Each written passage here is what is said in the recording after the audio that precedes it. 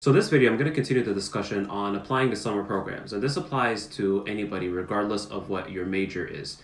And so we talked about cold emailing last video, and in this video, I want to go into a little bit more about summer programs, applying to specifically research summer programs. And I had talked a little bit about the fact that summer research programs are probably your best way to spend the summer. Colleges love seeing you get involved in an experience that you produce something at the end of it. And research is really one of the best ways for two reasons. One, if you go to a robust program, you're likely going to be required to produce like a presentation, a publication, a brochure, something at the end where you showcase what you've been working on the entire summer. And ideally what you've been working on is not just following what somebody else is telling you, but you developed your own project.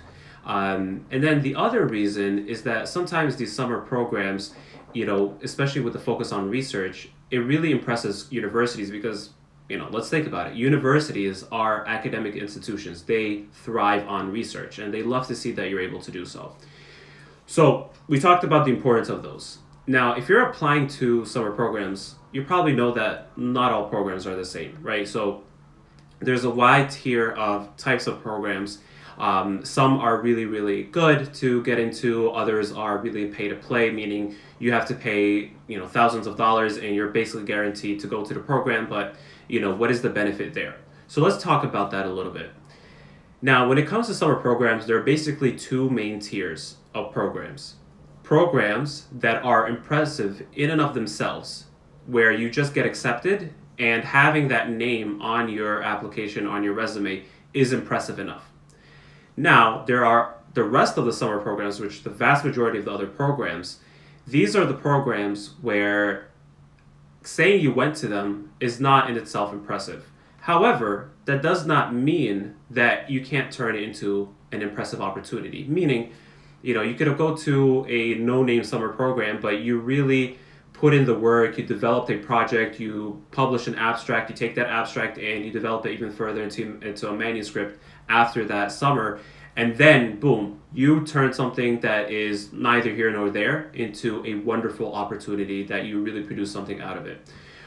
So those are kind of the two avenues of the summer programs. Now, for the first tier, the really selective ones, the top tier programs, I'll link them down in the video for you to take a look at. But generally speaking, these are very popular. They have a lot of prestige as far as summer programs go, and they have an acceptance rate of 10% or less. Some of the even top programs are like Rise or something like that is like less than 5%. So for the 5% of you who get accepted, congrats! It's a wonderful addition to your resume. But for the 95% of you who are watching me today, it's not the end of the world if you don't get into these programs because, like I said, any other opportunity, whether it's a pay-to-play or a non-pay-to-play, another program that you apply to and maybe it's free tuition, but you're able to make a lot of work happen from it. So how can you really make something come out of a program that's somewhat decently structured, but it's not up to par with some of the biggest named summer programs? And the way that I really tell students to go about this is, once you get your acceptance to whichever program, you reach out and find out what lab you're going to be involved in, find out immediately what projects they're working on, and see how you can go above and beyond what they're already doing. A lot of students, what they end up doing is waiting until the summer actually starts to begin their project. I mean, sounds intuitive, right? My summer program starts in the summer, that's when I started. But you want to get a leg up in the application process, and unfortunately, with a lot of research projects, it takes a while to actually produce a project and publish on it. And so your 2 to 3 months over the summer may actually not be enough to have that, especially if you're a junior right now and you're applying in the fall and you only really have those summer program months to come up with your research project. So I recommend that you give yourself a heads up and start once you get your acceptance. Maybe that's a month before the summer, maybe that's 2, whatever that is for you, you start then. So what does that mean? That means once you know the lab you're going to be in or the mentor you're going to be working with, email them. Tell them, hey, is there anything I can get started on remotely?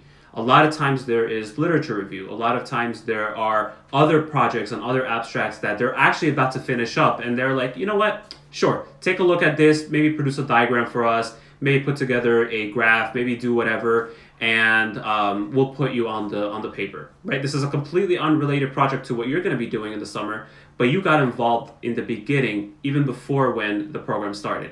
Now, the benefits to this, obviously, you're getting involved in more research, you're getting involved in more projects, you are maybe getting started early on the project you're going to be working in, so you have a month or two more to actually produce something of quality and of value.